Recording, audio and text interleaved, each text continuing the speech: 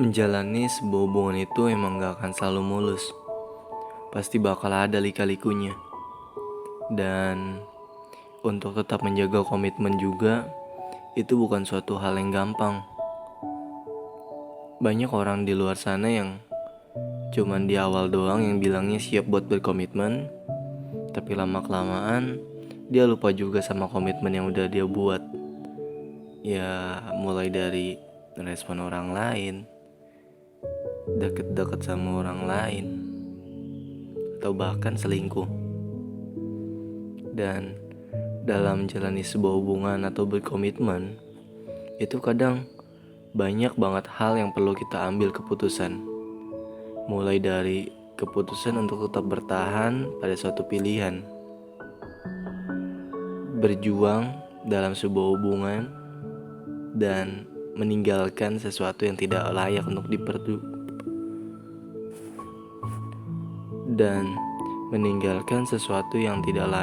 dijaga. Kali ini gue mau bahas sekaligus ceritain dan juga ngerespon curhatan dari teman sekolah gue di SMK. Karena ceritanya itu menurut gue cukup rumit dan ada beberapa hal juga yang mungkin bisa kita jadiin pembelajaran.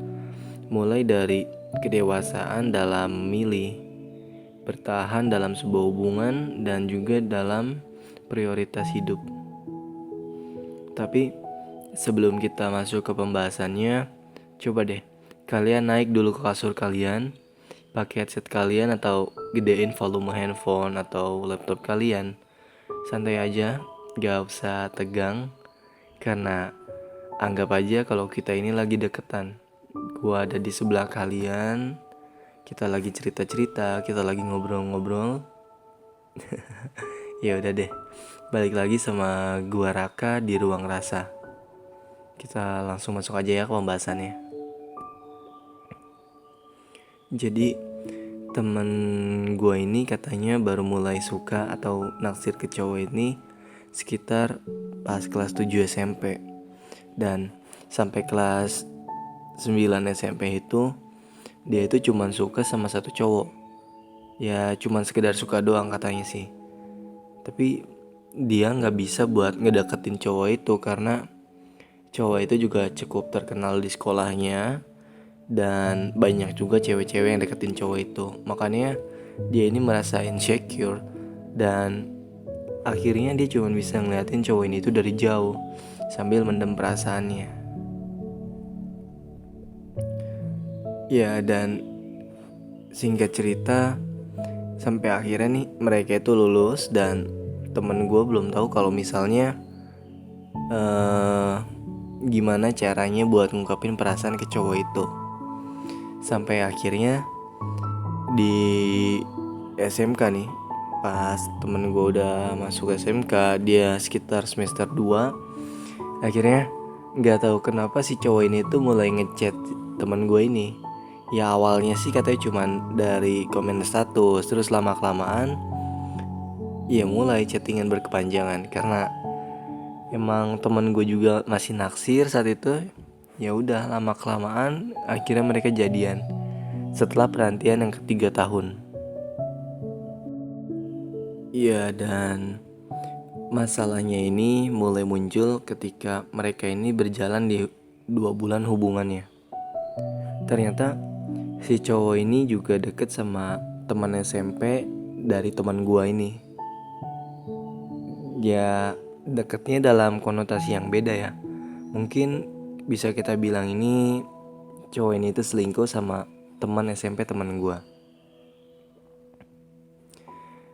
Dan ya itu juga sempat kegap sih sama teman gua. Jadi cowoknya lagi selingkuh dan sempat kegap juga sama temen gue. Tapi setelah kegap itu, cowoknya ini kayak minta lagi kesempatan buat memperbaiki semuanya, buat bikin teman gue itu balik lagi sama dia.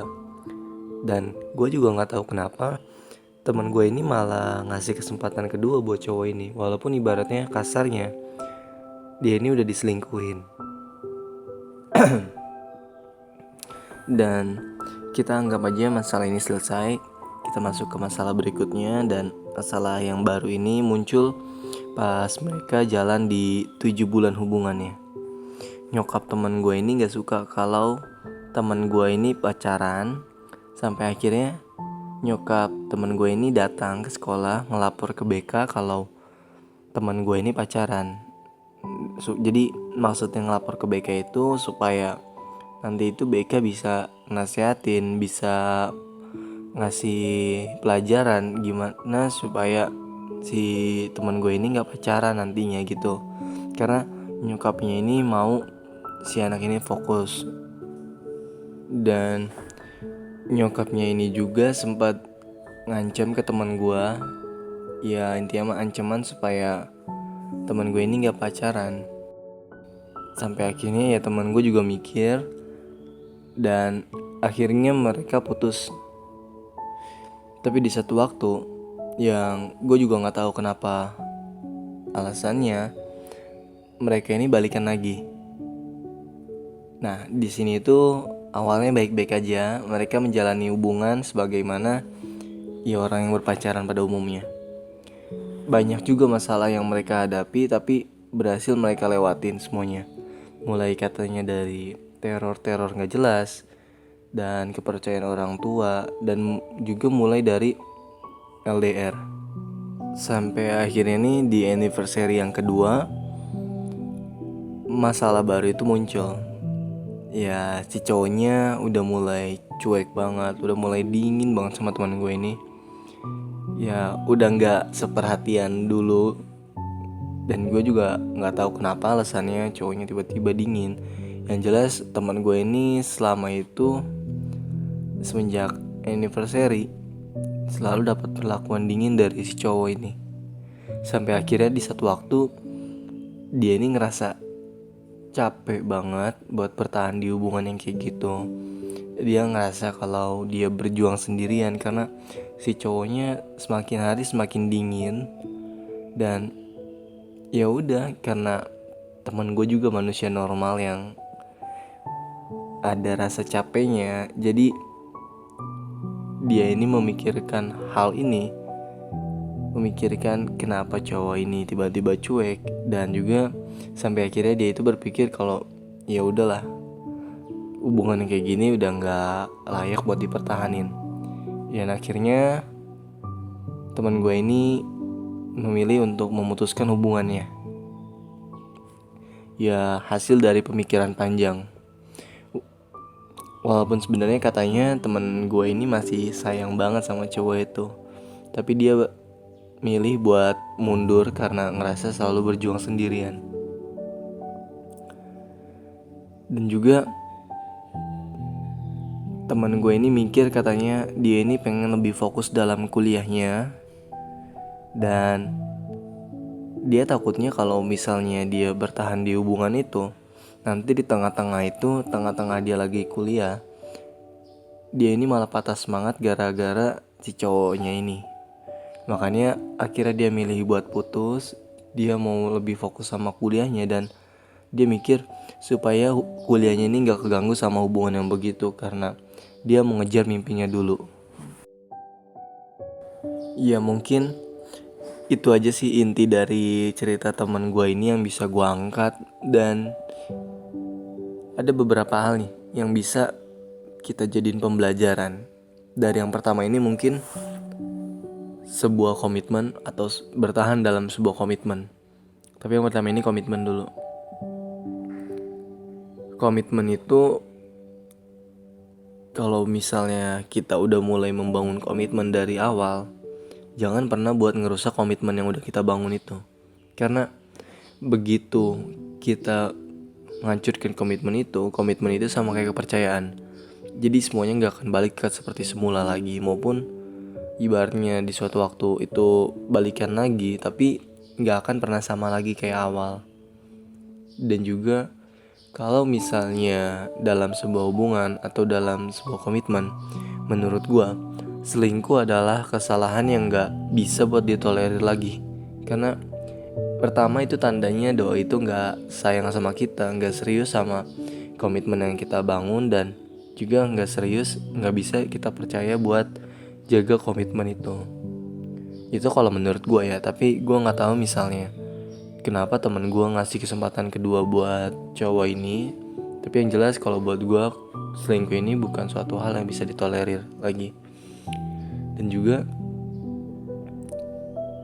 setahu gue, dalam sebuah hubungan misalnya kita udah pernah putus, tapi di satu waktu itu balikan lagi, itu setahu gue rasanya gak akan pernah sama lagi kayak awal.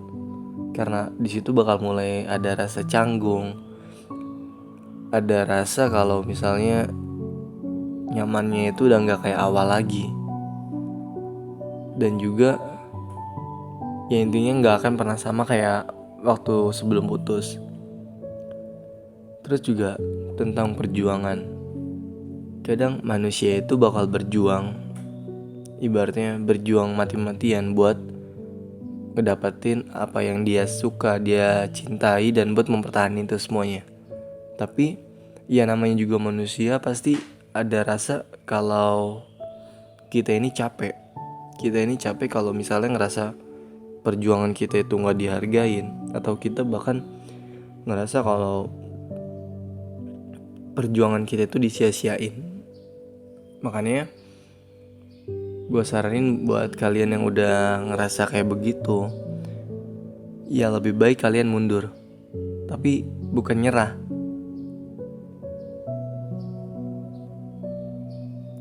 Karena manusia juga punya hak buat bahagia dan dapetin hubungan yang di dalamnya itu saling memperjuangkan, gak cuman seorang aja.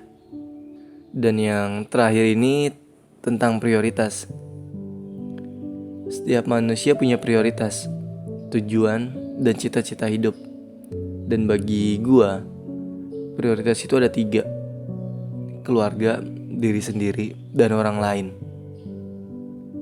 Keluarga itu ada di urutan pertama dalam prioritas hidup.